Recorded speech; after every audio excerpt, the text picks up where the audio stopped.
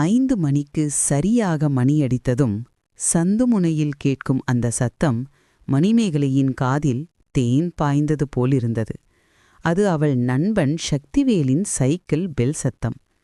அவசர அவசரமாக ஸ்கூல் பேக்கை சுவரில் எறிந்துவிட்டு, "அம்மா, நான் கிரிக்கெட் ஆடப் போறேன், சீக்கிரம் வா" என்று சத்தம் போட்டபடியே கதவைத் திறந்தாள் மணிமேகலை. அவன் சைக்கிளில் ஹீரோ ஸ்டிக்கர் ஒட்டி பின் சக்கரத்தில் சோடா பாட்டில் மூடிகளை கட்டியிருந்தான். ஓடும்போது அது எழுப்பும் கலக்கலக் சத்தம் அவனுக்கு பிடித்தமான இசை. "ஏய், சீக்கிரம் வாடி, குமார் வேற இன்னைக்கு வரமாட்டானா, நம்ம 2 பேருக்கும் பேட்டிங் சான்ஸ் கம்மியாயிடும்" என்று சக்திவேல் கத்த இருவரும் புறப்பட்டனர். அவுட் ஆனால் கூட டபிள்ஸ், ட்ரிபிள்ஸ் என்ற விதியை பயன்படுத்தி மறுபடியும் ஆடும் வசதி இருந்தது. மணிமேகலை அடித்த ஒரு பந்து பக்கத்து வீட்டு மொட்டை மாடிக்குள் போய் விழுந்தது. "ஐயோ, கமலா ஆண்டி மாடியில இருக்காங்களா?"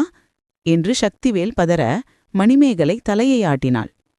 "சரி, நான் போய் கேட்கிறேன், நீங்க எல்லாரும் புளிய மரத்துல ஏறி புளியங்காய் பறிங்க" என்று சொல்லிவிட்டு பயத்துடனேயே அந்த வீட்டுக்குள் நுழைந்தாள் மணிமேகலை. பந்தை மீட்டு வந்த மணிமேகலை நண்பர்களுடன் புளியங்காய்களை பங்கிட்டுக் கொண்டாள். புளியங்காய்க்கு தொட்டுக்கொள்ள உப்பு மற்றும் மிளகாய்த்தூள். இதுதான் அன்றைய மாலை நேர ஸ்நாக்ஸ். விளையாட்டு முடிந்து எல்லோரும் கையிலிருந்த காசுகளை எண்ணினர். அந்த சலவைக்கல் மேஜை கொண்ட கடைக்கு செல்ல வேண்டும்.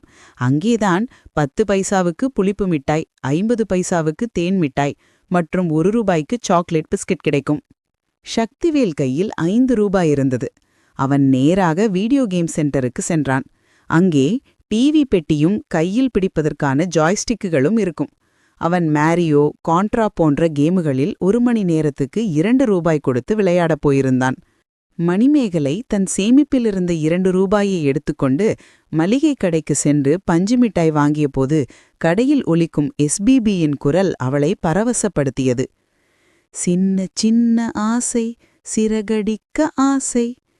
வீடியோ கேம் சென்டரிலிருந்து சக்திவேல் வியர்வை சொட்ட சொட்ட வெளியே வந்தான். "அடே அப்பா, மேரியோ கேம்ல 3வது லெவலை தாண்டிட்டேண்டா" என்று பெருமையாக சொன்னான். மணிமேகலை வீட்டுக்குள் நுழைந்தபோது அம்மா சமையலறையிலிருந்து, "நேரம் ஆச்சு, சீக்கிரம் குளிச்சிட்டு வந்து ஹோம்வொர்க் பண்ணு" என்று சத்தம் போட்டார். மணிமேகலை குளித்து முடித்து வீட்டுப் பாடங்களை பார்க்க மின்சாரம் போய்விட்டது. "உஃப், மறுபடியும் கரண்ட் போச்சா" என்று எரிச்சலானாள். ஆனால் அதுவே ஒரு கொண்டாட்டமாக மாறியது. அம்மா தரையில் உட்கார்ந்து சாப்பிடுவதற்கு பாய் விரித்தார்.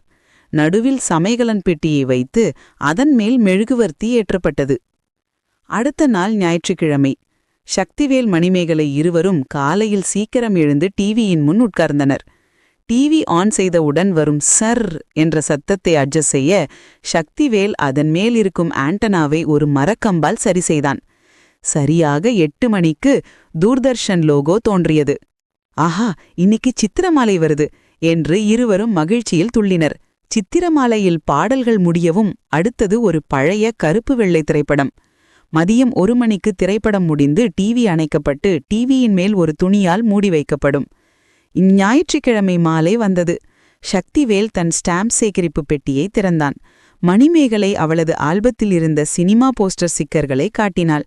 பிறகு இருவரும் தங்களுக்குள் ஆட்டோகிராஃப் புத்தகத்தில் எழுதி கொண்டனர். சக்திவேல் எழுதினான், "நட்புக்கு இலக்கணம் சில்வர் ஜூப்ளி." மணிமேகலை எழுதினாள், "தோழியே, நம்ம நட்பு ஜெட் வேகத்துல பறக்கும்."